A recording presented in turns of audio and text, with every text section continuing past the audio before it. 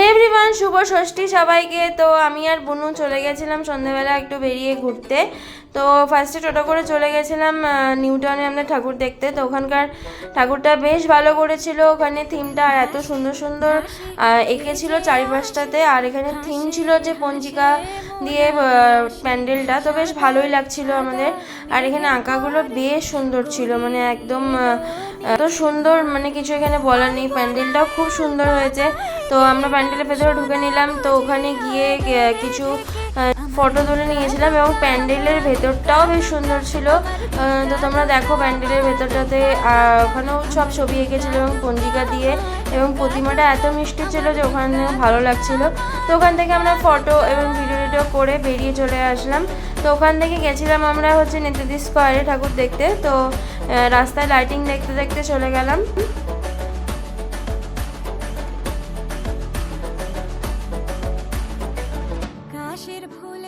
আর নেতাজি স্কোয়ারের প্যান্ডেলটা কি বলবো, এত সুন্দর। এখানে নর্মাল যে পুজোটা হয় ওই প্রতিমাটাও খুব সুন্দর করে, বেশ সাদার মধ্যে। আর এখানে নেতাজি স্কোয়ারের আগের বারও যেরকম সুন্দর করেছিল, এবারও আরও ভালো করেছে। এটা বাইরে থেকে এত সুন্দর লাগছিল মন্দিরটা দেখতে, মানে কিছু বলার নেই প্যান্ডেলটা।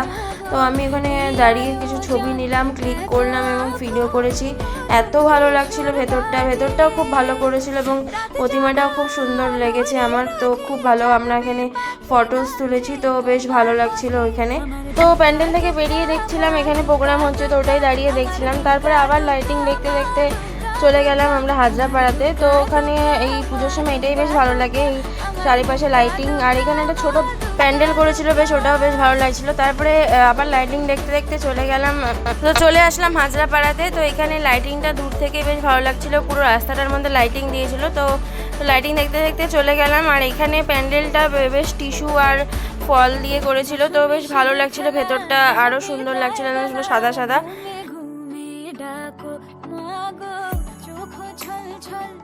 আলো ঝলমল বুকের ভেতর থাকো, দশমী সিঁদুর খেলা কেন বিদায় বেলা, ঘুমে ঘুমে।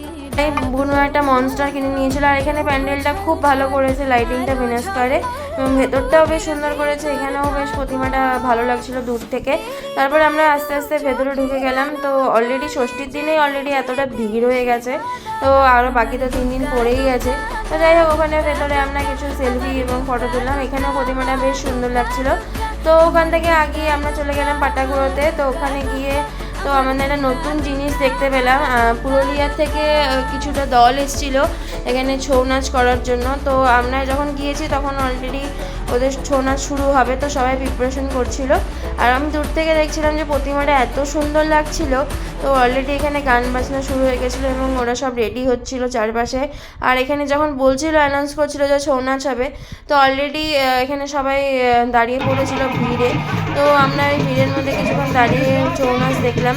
যেহেতু পুরোটা দেখতে পারিনি, বাট বেশ ভালো করছিল ছৌ নাচটা। আর পেছন থেকে সিংহটাকে দেখো, আমার তো বেশ ভালো লেগেছে। তো ওইভাবে আমরা ছৌ নাচ দেখছিলাম আস্তে আস্তে। তো ওখান থেকে বেরিয়ে দাঁড়িয়ে থেকে এতক্ষণ এই গরমের মধ্যে তো আরও বেশ গরম লেগে গেছিলো। তো এবার ওখান থেকে বেরিয়ে আমি দেখলাম যে পাশে একটা সফটি পয়েন্ট আছে, তো খুব সফটি খেতে ইচ্ছা করছিলো। তো ওখান থেকে আমি আর বোন একটু সফটিও নিয়েছিলাম। তো এইভাবে আজকের দিনটা আমরা কাটালাম আমি আর বোন মিলে। তো লাইটিং দেখতে দেখতে চলে আসলাম আমাদের পাড়াতে। ওইখানে আমাদের পাড়াতে এবার সুন্দর সুন্দর লাইটিং দিয়েছে। মণ্ডপটা এখনও দেখা হয়নি, বাট দূর থেকে দেখলাম যে মণ্ডপটা ভালো এসেছে। তো টোটোতে করে চলে আসলাম আমরা বাড়িতে। তো ফাইনালি আমাদের আজকে ঘোরা কমপ্লিট হয়ে গেল। তো দেখা হচ্ছে নেক্সট ভিডিওতে, চলো বাই।